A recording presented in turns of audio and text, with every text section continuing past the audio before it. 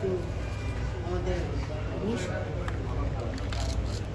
খুব গুণী অভিনেতা, তিনি দাগিতে করেছেন চমৎকার, দিন রাত পরিশ্রম করেছেন,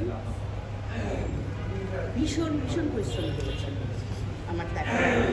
আর দাগি সিনেমার যিনি নির্মাণ করেছেন শিহাব শাহীন, তার কথা তো আর বলার অপেক্ষা রাখে না। আমার নিজের তো আমি তো মাঝে মাঝে অবাক হয়ে যাই যে এত গুণী একজন মানুষ কীভাবে হয়। কোনো কিছুই খুঁটিনাটি ওনার চোখ এড়িয়ে যেতে পারে না। বিশেষ করে অ্যাক্টিংয়ের কারেকশন যেভাবে শিহাব শাহীন দেন, ঠিক একই রকমভাবে উনি চলচ্চিত্রের নির্মাণের ক্ষেত্রেও এরকমভাবে কারেকশন দিয়ে দিয়ে একদম কোনো ছাড় দেন না। চলচ্চিত্রটি এইভাবে নির্মাণ হয়েছে তাই। আর এই তো আমাদের প্রত্যেক অভিনেতা অভিনেত্রী আছেন, প্রত্যেকে মারাত্মকভাবে অভিনয় করেছেন। তমন মির্জা খুব সুন্দর অভিনয় করেছেন। আর শহীদুজ্জামান সেলিম বরাবরই উনি একদম বাঘা অভিনেতা, উনি মারাত্মক ভালো অভিনয় করেছেন এখানে। ওনার চরিত্রটাও ভীষণ চ্যালেঞ্জিং, খুব ভালো করেছেন। রাশেদ মামুন মারাত্মক ভালো করেছেন, খুব ভালো করেছেন, চমৎকার করেছেন। আর সুনেহরা বিনতে কামাল মিষ্টি মেয়ে, খুব সুন্দর অভিনয় করেছেন।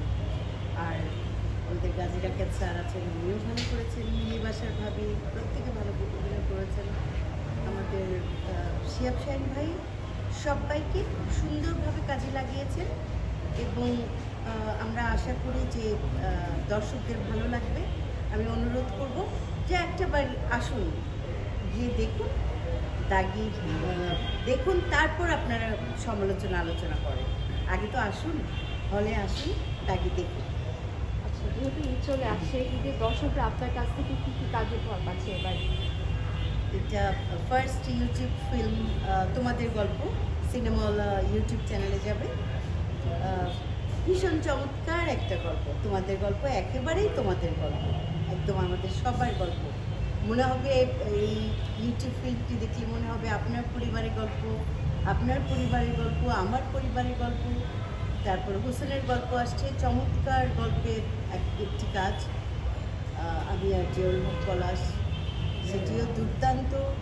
তারপর আসছে 91, তারিক আনাম খান স্যার আছেন, সাবরি আলম আছেন, বিলয় আছে, রিমি আছে, আমি আছি, চিত্রলেখা গুহ আছেন, দিলারা জামান আছেন।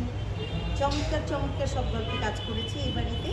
সব আপনারা দেখবেন, অনুরোধ রইল। আপনারা যদি না দেখেন আমাদের গুণ বিচার কে করবেন? হোসেনের গল্পর যে প্রমোটা এসেছে RTV নাটক